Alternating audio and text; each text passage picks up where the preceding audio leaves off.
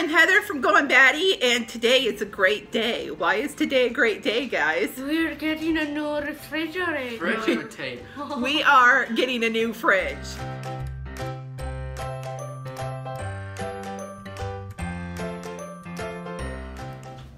We are saying goodbye to our friend here, who is actually really small for the size family we have. This is a little smaller than most fridges that you have in an apartment.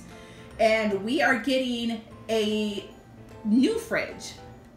All right, so if you want to know how to get a relatively decent refrigerator for almost $1,000 off, you got to check out Scratch and Dent stuff. We have been dying for a refrigerator for a while because the one we had was small. And we found this one. It's a Samsung. And it has water inside, it has an ice maker. Check out the inside of this thing. It is pristine and it works great. Much more room. This is the best way for anybody to save money. I mean, this is a great little, just amazing little refrigerator. I just love it. It's not little. It's not little. Big. So, and like Kevin said, this is from the Sears outlet, and it is a scratch and dent one. But here's the thing: I have 4 kids. At some point, this is going to get scratched and it's going to get dented. And you just saved them the time. Yeah, yeah. But and the other thing too is that this is nearly almost twice the size of the one that we had. Because if you've watched any of our videos, you've seen how little that refrigerator is. I love the bottom where it has the freezer on the bottom, because there is nothing worse than a frozen chicken falling out of the top and banging you on the toes. We were looking at Home Depot and they had one that was half this size that was near almost the same price, within like $200 or $300 of the same price. So we decided to go with this one instead, because I am not super high maintenance. I just need it to function. I don't need it to be, I mean, it's not bad looking. It isn't. I just don't need it to be super brand new. So, and here's where the water is, which I love because we have a dog that likes to drink out of the door water. Like if you have one of the doors, she'll drink out of there and then have water all over the floor.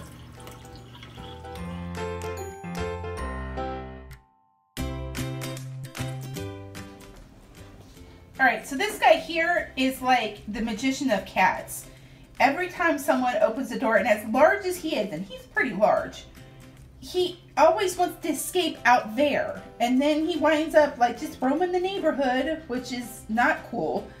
But watch him, and he's just waiting for somebody to open the door. See, here comes Kate. Oh, nope, back. Okay. So he got out. He slipped out.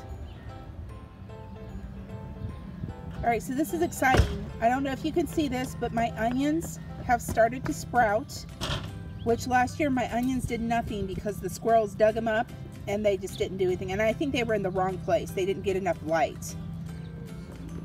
We have here my cabbage, and more onions are planted in here. And then right here I'm letting my my peppers and my tomatoes harden up. So we're just, see how they're, you want to put them out so that the wind they can learn how to like stand up against the wind and the elements and stuff like that before you actually plant them into the ground. All right, see that little guy? That is our potato plants starting to sprout. So I'm excited about that. I've got about 12 of them so far out of the 20 that I've planted that have started to sprout.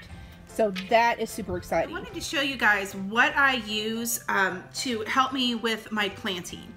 So this right here, and we've mentioned it a couple times before, this right here is the Kites garden planter. And if you look here, there's a red line right there. And you will put that on what your last frost date is. And if you can see up here, I have written, like at my mom's house, I think it's like April 17th, and then at ours, it's the 19th, because we just live a little north of her. this is great because if you can find out what your frost date is, your last frost date, and you can find that online. You can type in your, last frost date and zip code of whatever, and it will tell you. And then that way, like, so all down here are some of like the crops that most people plant. Like, you have your tomatoes, your peppers, your cucumbers, your lettuce, all sorts of stuff. And it'll tell you like how much sun it needs, and when you can start them inside and when you should plant them outside, and actually when you can start looking to harvest them.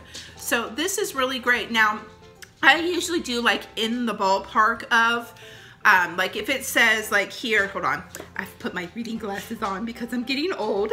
Like if it says here that you plant it first, like say the next thing that I'm probably gonna plant are my corn and cucumbers. Now, both of those, you can either start them inside, but they actually do really well if you just directly sow them into your garden beds.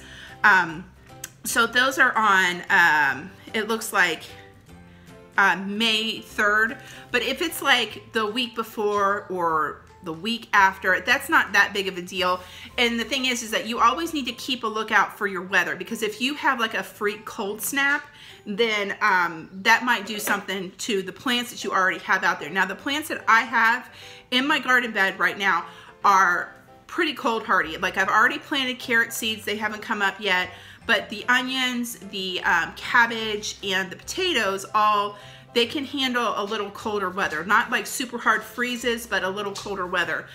The other thing too is that if you notice, I had onions planted in with my cabbage, and the reason that I did that is because that onions help deter some of the cabbage worms and some of those pests that want to eat your cabbage. So they won't completely get rid of them, but they don't like the smell of them, so they'll kind of deter them. The other thing that I wanted to show you is I have here, and I believe I showed this on a live stream, but this is a diagram of our house. So like here's the house, here where my garden beds are, like this goes out to the street. We have a small yard, less than 1/4 acre.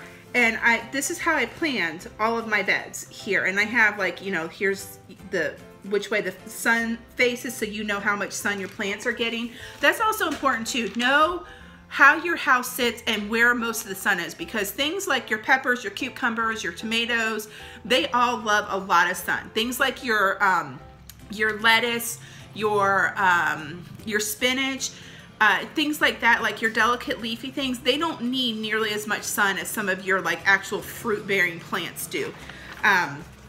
So that was our backyard. This here is our front yard. Like, so here's our porch, and these are our front flower beds. I'm gonna try to plant all of my herbs in here. So I might change things around because this spot right here where this window is, right underneath of it, doesn't get a whole lot of sun. And I actually may plant my lettuces and my spinach there. But the other thing that I wanted to show you is I've talked about Gardener Supply. If you go on their website, even if you type in Gardener Supply garden planners, this will pop up. And what it does is you can, so right here, I put in the dimensions of our potato garden, and it showed me how many potatoes I could plant in 1 square foot. So I can do 2 potato plants in 1 square foot. And so same thing. Let's see, oh, turn it this way, there you go. These are my carrots. So that's how many carrots you can plant in 1 square foot. So if you're doing raised beds, it'll show you how many you can do. So my beds are about 2 to 2.5 feet across and about 6 feet long. So this one here, I actually changed the configuration around. So here's my cabbage, and I was gonna do kale, but my kale didn't do very well. So if we're gonna do kale, we're probably gonna buy the plants already like at the store. But what I did is I actually put a cabbage here, and I alternated them like this, and then I planted onions in between them. So some of my next ones that are gonna be going in are my cucumber plants in my beans. So, and I might change the configuration of this one too. But, so cucumber plants, you can do 1 of them a square foot. Now in these little things here, I'm actually thinking about planting dill so that I can do pickles. And then the next one that we'll probably be doing is our beans and our corn. So right here, you can do 2 corn plants in a square foot, 4 bush bean plants in a square foot. Now you could probably do pole beans too, but you're gonna need to have something that they can climb up. So, but those are the next steps in our gardening that we are going to be doing. So the other thing too is watermelons, and we are doing our garden beds a little at a time. As we save up, we get the money, we'll build another garden bed, we'll get more, the place that we get our dirt from, Tom's, they do composting topsoil. So it's compost and topsoil mixed together, which is really great. We'll put those in our beds, and then we'll do the next set. So we're not trying, because sometimes gardening can be intimidating, because it's like, oh my gosh, I've got to build all of these beds, I got to get all of this dirt, and it can be really pricey. Just if you think about what you're doing next and how much time you have in between it, you can save up for that and go, okay, so, and you can even budget it into like maybe your grocery bill a little bit, because that is your future food. So just think about that, and hopefully this has helped you as you're starting your gardening journey, or even if you're on one already. If you have information that you would like to give me, please put it down below.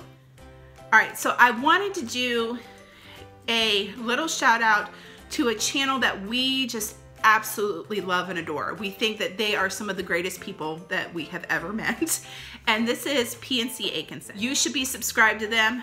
They are incredibly genuine people. We love them. We actually met them on our trip down to Texas last year. They are at the very beginning of their homesteading journey. I believe they have about 5 acres. They're doing pigs, they're doing chickens, they're doing a garden. They are just incredible people who have just a love for God and a love for the people around them. And if you're not subscribed to them, I'll put their link down here somewhere below. We would love for you to go over and just kind of introduce yourself and meet them and watch the videos that they do, because they have just such a heart for God and such a heart for, you know, growing things and you know, this journey that they're on. So please go subscribe to them.